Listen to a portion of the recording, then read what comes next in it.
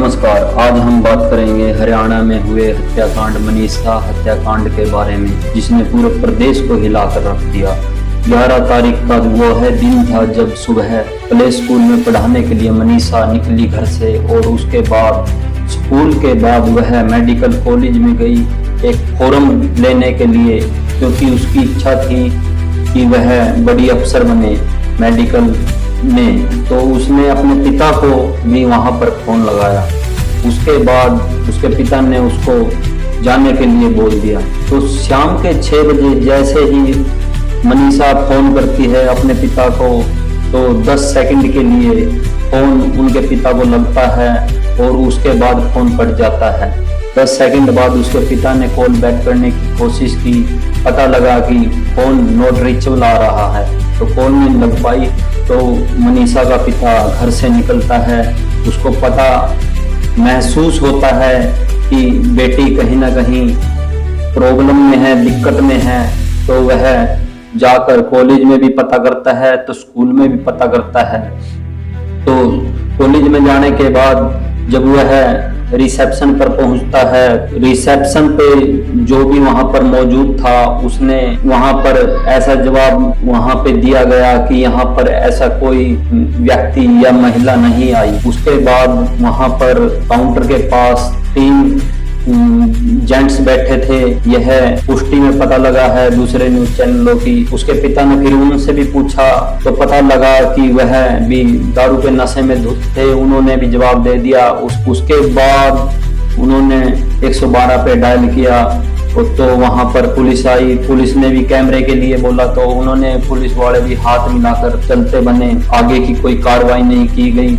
उसके बाद 12 तारीख को पुलिस वालों ने बोला कि आप थाने में जाके कंप्लेंट लिखवाएं, के बाद ही कुछ हो सकता है। तो जैसे ही 12 तारीख को उन्होंने कंप्लेंट लिखवाई, 12 तारीख को शाम को 6 बजे के कंप्लेंट लिखी गई। उसके बाद 13 तारीख को 48 घंटे बाद गांव के पास के गांव में खेत में मनीषा की लाश मिली, उसकी बॉडी मिली। तो उसकी बॉडी मिलने के बाद पता लगा कि गर्दन का हिस्सा पूरा काट दिया गया था, जिसमें कि 5 सेंटीमीटर ही बचा हुआ था, और पूरा चेहरा नोच रखा था, आंखें नहीं थी। तो उसका चेहरा भी पहचान में नहीं आ रहा था। जैसे ही आगे कार्रवाई की गई, पुलिस ने तकरीबन 5 दिन बाद 17 तारीख को जब कोई कार्रवाई नहीं हुई, तो पब्लिक, अब हरियाणा प्रदेश पूरा हिल चुका था। उसके बाद लोग धरने पे बैठ गए। पब्लिक आसपास के गांवों को जैसे जैसे पता लगता गया, तो पब्लिक धरना, कैंडल मार्च निकलने शुरू हो गए। तो पुलिस ने इस केस को अगर देखें तो पुलिस ने घुमाने का काम किया है। प्रशासन ने इस केस को बड़ा लंबा खींचा और घुमाने का कार्य किया गया है, जिसमें कि अगर 13 तारीख को अगर मनीषा खेत में उसकी बॉडी कलेक्ट कर ली गई थी, उसके बाद उसको पोस्टमार्टम के लिए ले जाया गया। पोस्टमार्टम भी उसका 2 बार किया गया, भिवानी में और उसके बाद रोहतक PGI में। उसके बावजूद भी अगर देखें तो 17 तारीख को पुलिस ने एक लेटर दिया कि मनीषा ने आत्महत्या की है, और घर वालों ने अपनी बातों पे ही डटे रहे। तो सुनने में आया है कि उसकी फैमिली को रात को तकरीबन 18 तारीख को रात को थाने में ले जाकर उन पर प्रेशर भी बनाया गया है कि आप कंप्लेंट वापसी ले लीजिए। काफी चीजें मतलब सुनने में मिली हैं कि दबाव बनाया गया है। दूसरी तरफ मीडिया, जो यूट्यूबर चैनल, छोटे चैनल हैं, उनको भी इस चीज पर धमकाने की कोशिश या कॉल करने की कोशिश की गई है कि आप ऐसी चीजें ना दिखाएं। जब बात ज्यादा बढ़ गई, पूरा प्रदेश, हरियाणा, राजस्थान और यूपी, पंजाब, मामला इतना ज्यादा बढ़ गया, तो 5 अफसरों को सस्पेंड किया गया या बदली कर दी गई। और उसके बाद वहां पर अब दूसरी टीम तैनात की गई। तो उस टीम में 17 तारीख को जो लेटर था वह इतने दिन बाद क्यों याद आया? जब बॉडी के पास से वह लेटर मिला था, तो ये क्या मतलब बनता है कि 5 दिन बाद वो लेटर उनको याद आया? इसके पीछे भी यह जाहिर सी बात है कि मतलब किसी को बचाने का, सिस्टम की तरफ से बचाने का कार्य चल रहा है या फिर मामले को दबाया जा रहा है, कुछ ना कुछ तो बड़ा है। दोस्तों, दूसरी बात बोली गई है पुलिस के द्वारा कि उसने जो खेतों में कीटनाशक की दवाई होती है वह दवाई पी, उसके बाद उसकी मृत्यु हुई।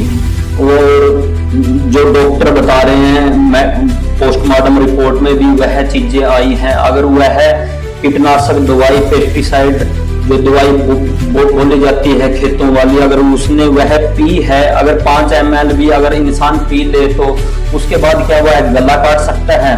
यह तो बिल्कुल ही मतलब कहीं बात सरमत लग ही नहीं रही है कि मतलब ऐसा कोई कर सकता है। ना जहर, अगर उसको मृत्यु ही करनी थी, नोटिस लिख के मृत्यु ही करनी थी तो अपनी आत्महत्या ही करनी थी नोटिस लिख कर, तो वह तो घर में भी हो सकती थी। उसको वहां जंगल में जाकर क्या जरूरी था कि मतलब नोटिस लिखेगी उसके बाद जंगल में जाकर वह अपनी हत्या करेगी? और हत्या मतलब एक कीटनाशक दवाई पीने से जब हत्या हो जाती है इंसान की तो उसको गला रेतने की या गला काटने की क्या जरूरत है? और अगर इंसान अपने हाथ से खुद गला काटेगा तो वह गला कितना काट सकता है? उसका गला सिर्फ पीछे का हिस्सा जो था वह सिर्फ 5 mm या सेंटीमीटर मान लो, 5 ही, मतलब इतना ही उसकी चमड़ी बची हुई थी। बाकी उसका गला बिल्कुल ही अलग किया गया था, जिसमें कि उसकी सांस की नली भी जो है निकाल ली गई थी। उसके बाद पोस्टमार्टम में उसकी किडनी और अलग अलग जो अंग हैं शरीर के वो भी निकाल लिए गए थे। उसके बाद रोहतक पीजीआई में उसका दूसरा पोस्टमार्टम हुआ है। तो इतना लंबा अगर साफ अगर देखा जाए तो साफ दिख रहा है, तो प्रशासन के द्वारा इन चीजों को घुमाया गया है या फिर कुछ मतलब इतना लंबा खींचने का क्या मतलब है? अगर खेतों की दवाई, कीटनाशक दवाई अगर इंसान ना भी पिए, अगर किसी खेत में भी वह चीज डाली जाए, अगर इंसान बेहोश से भी निकलता है ना, तब भी वह दवाई इंसान को चढ़ जाती है और वह उस लायक नहीं होता कि वह अपने आप को भी मतलब भाग के 20-25 किलोमीटर जाके बचा सके। इतना मतलब हार्ड दवाई होती है वह। उसके बावजूद प्रशासन ने यह बोला कि मतलब उसने आत्महत्या की गई है। इस मामले को जब ज्यादा ही घुमाया गया तो धरना करने के लिए पूरा प्रदेश एक तरफ निकल पड़ा और अलग अलग पार्टियों के जो मेंबर थे वह भी वहां पर बैठ गए हैं। तो इस चीजों को बहुत ज्यादा इतना लंबा खींचने की जरूरत नहीं थी, क्योंकि प्रदेश सरकार की भी इसमें बदनामी है यह तो, या फिर किसी बड़े इंसान को बचाने के चक्कर में ऐसा किया जा रहा हो, यह कुछ अभी किसी तरह की कोई पुष्टि नहीं हुई।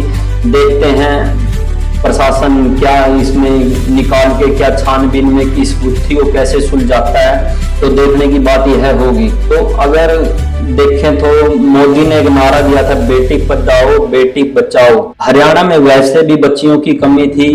बहन बेटी अगर ऐसे ही मरती रही, ऐसे सेफ नहीं रही तो हरियाणा प्रदेश तो वैसे ही लड़कियों की कमी के कारण जूझ रहा था।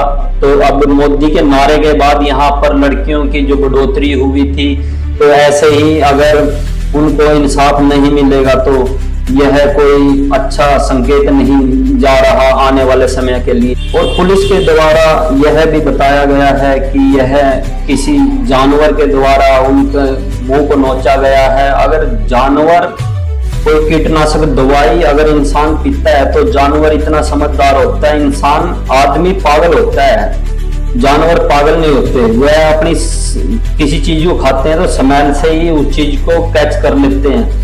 जानवर ने किसी ने उसको नोचा गया है तो वह आसपास अगर फिर जानवर भी मरा मिलेगा। सबसे बड़ी सोचने वाली बात तो ये भी है ना, कीटनाशक का असर तो उसके अंदर भी गया होगा। जानवर के अंदर अगर कोई कुत्ता है तो कुत्ता अगर किसी जहरीला पदार्थ किसी ने खाया तो उसकी चमड़ी अगर नोच के खाएगा तो उसका असर उसके अंदर भी जाएगा। यह बात कुछ हजम होने वाली नहीं है, बेफालतू में मतलब बातों को बढ़ाया जा रहा है। तो कैंडल मार्च भी निकाले जा रहे हैं, धरने भी हो रहे हैं। देखते हैं, प्रदेश हिला हुआ है पूरा, तो प्रदेश एकजुट है। प्रशासन देखते हैं कि इस गुत्थी को कैसे सुलझाता है।